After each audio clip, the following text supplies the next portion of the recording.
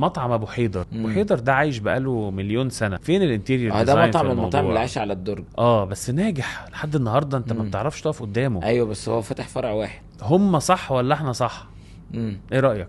لا هو يعني مثال زي كده، هو مطعم فتح فرع واحد، هو ما يقدرش يتوسع، ما يقدرش يكبر، عنده تهديدات ممكن تكون بتقابله كتير، ان ممكن اي حد يعمل نفس الاكل ونفس الطعم قريب منه والكلام ده.